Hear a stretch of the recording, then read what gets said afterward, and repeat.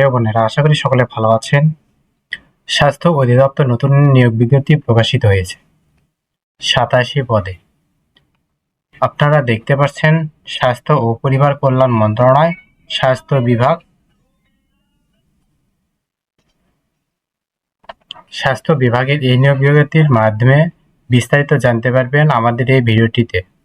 এই নিয়োগের ক্ষেত্রে আবেদনের জন্য কত টাকা দিতে হবে, আবেদনের শুরুর তারিখ কবে, শেষ তারিখ কবে, কত পদ সংখ্যা, শিক্ষাগত যোগ্যতা কত, বেতন স্কেল কেমন হবে, নিয়োগ পরীক্ষা এমসিকিউ না লিখিত হবে, নিয়োগ পরীক্ষা কোথায় হবে। যদি আমাদের চ্যানেলে নতুন হয়ে থাকেন তাহলে অবশ্যই সাবস্ক্রাইব করে বেল আইকনটি অল করে রাখবেন, যেন সবার আগে নতুন ভিডিও আপডেট জানতে পারেন। সকল পরীক্ষার সময়সূচি বিজ্ঞপ্তির মাধ্যমে জানতে পারবেন।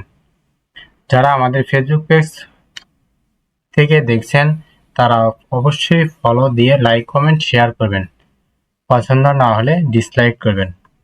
আমাদের ফেসবুক পেজ লিংক আমাদের ভিডিও ডেসক্রিপশন বক্সে দেওয়া আছে। জরুরি প্রয়োজনে যে কোনো তথ্য জানতে আমাদের ডেসক্রিপশন বক্সে আমাদের হোয়াটসঅ্যাপ লিংক দেওয়া আছে, যোগাযোগ করতে পারেন। চলুন বন্ধুরা, আর বেশি কথা না বাড়িয়ে মূল ভিডিওতে যাই। বিজ্ঞপ্তি সম্পর্কে সঠিকভাবে বুঝিয়ে দেব, আশা করি সকলে বুঝতে পারবেন। তাই ভিউয়ার্স, আজকের ভিডিও ছিল স্বাস্থ্য অধিদপ্তরের নতুন একটি নিয়োগ বিজ্ঞপ্তি নিয়ে। গণপ্রজাতন্ত্রী বাংলাদেশ সরকার স্বাস্থ্য ও পরিবার কল্যাণ মন্ত্রণালয় স্বাস্থ্য সেবা বিভাগ, প্রশাসন ১ অধিশাখা, বাংলাদেশ সচিবালয়, ঢাকা।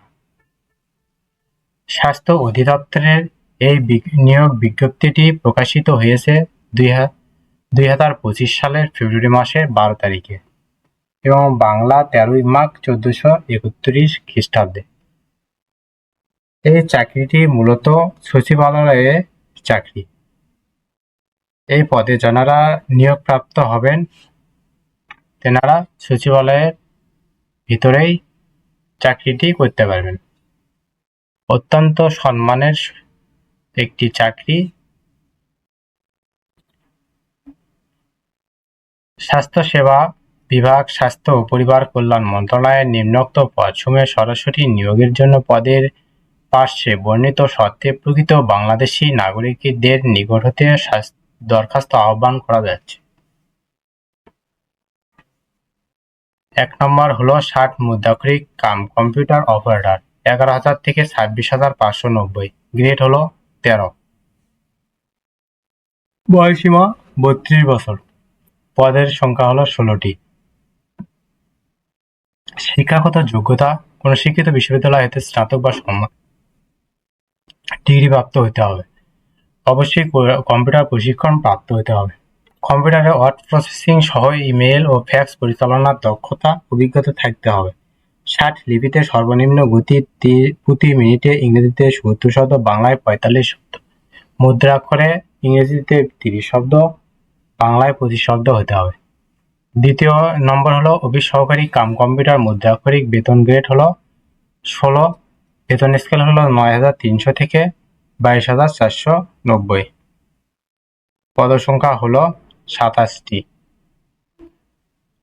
বয়সীমা হলো অনূর্ধ্ব 32 বছর, তবে বিভাগীয় প্রার্থীর ক্ষেত্রে বয়সীমা 40 বছর শিথিলযোগ্য। কোন শিক্ষিত বিশ্ববিদ্যালয়, কোন শিক্ষিত বোর্ড হইতে উচ্চ মাধ্যমিক সার্টিফিকেট সমান পরীক্ষায় উত্তীর্ণ হতে হবে। কম্পিউটার প্রশিক্ষণ প্রাপ্ত, কম্পিউটার ওয়ার্ড প্রসেসিং সহ ইমেল ও ফ্যাক্স পরিচালনার দক্ষতা অভিজ্ঞতা থাকিতে হবে। ইংরেজিতে 20 শব্দ, বাংলায় 20 শব্দ। অফিস সহায়ক,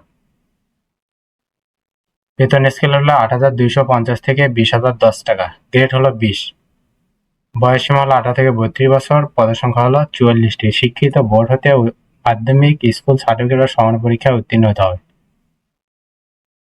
আবেদন ফরম পূরণ ও পরীক্ষায় অংশগ্রহণের ক্ষেত্রে নিম্ন বর্ণিত শর্তাবলী অবশ্যই অনুসরণ করতে হবে।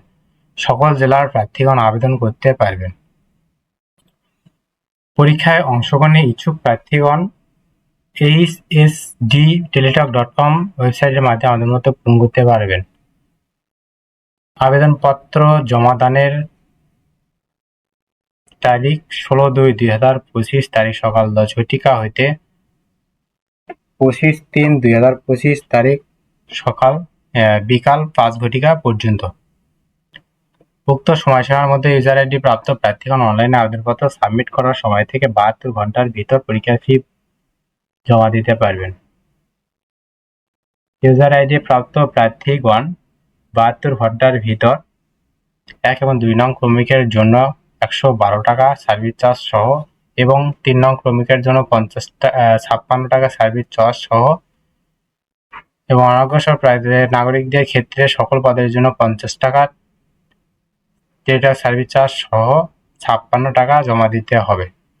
72 ঘন্টার ভিতর জমা না দিলে আবেদনপত্রটি কোনো অবস্থাতেই গৃহীত হবে না। 1 নং, 2 নং এবং 3 নং সকল পদের ক্ষেত্রে লিখিত পরীক্ষা অনুষ্ঠিত হবে। 1 নং পদের ক্ষেত্রে লিখিত পরীক্ষায় উত্তীর্ণ হওয়ার পর কম্পিউটার অ্যাপটিটিউড টেস্টে উত্তীর্ণ হতে হবে।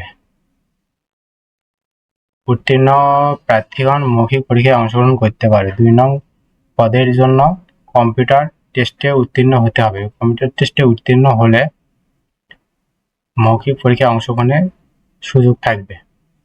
3 নং পদের ক্ষেত্রে লিখিত পরীক্ষায় উত্তীর্ণ প্রার্থীরা সরাসরি মৌখিক পরীক্ষায় অংশগ্রহণ করতে পারবে। সুতরাং সকল পদের ক্ষেত্রে লিখিত পরীক্ষা অবশ্যই